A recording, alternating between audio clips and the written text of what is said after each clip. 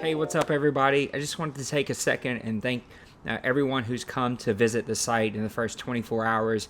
So we went live on Sunday morning. I released a Instagram live video explaining what the site was and making some posts to get people to come visit. And I really appreciate all my friends and family and people who've come and checked out the site. I even see my mom giving a good post on her Facebook to get people to come check it out. Appreciate everybody who's been subscribing to the YouTube channel.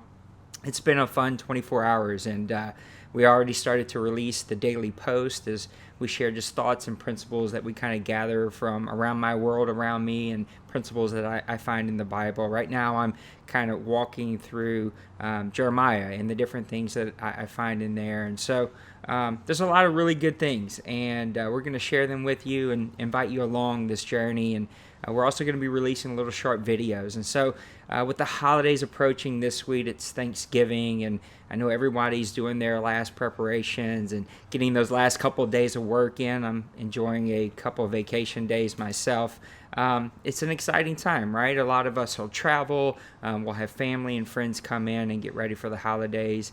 It's a really special time. Some of my really fun memories are around Thanksgiving and going to my uncle's house. And I remember the family would all be there, and we would be visiting with cousins and family. And there's just like this atmosphere, this environment that's kind of built with people catching up, and there's usually something on the TV or some music playing, and there's always in South Louisiana some food in the air, and some way, somehow, the boys and family members and cousins would always end up finding a football somewhere, and we'd find our way out to the front yard, and we'd start tossing around the football, and a game would start to break out. And it was always really fun for me. My uncle would come out with us, and he'd start teaching us how to run routes, and he'd start playing the all-time quarterback, and it just was a really fun time that I look out back on in my older years in a very fond way, remembering those times as we get older, and then being really intentional about making those moments for our kids and for our family and for our friends that we have now.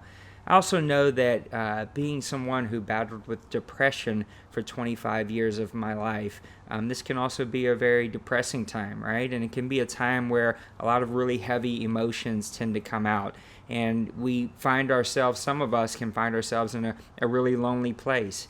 Even sometimes when we're surrounded by family and friends, it can still feel very alone and very lonely in that moment.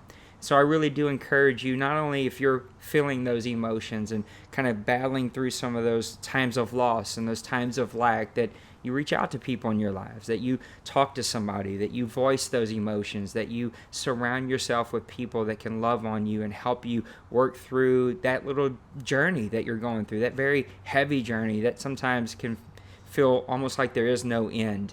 And if you're not going through those, I encourage you to look around.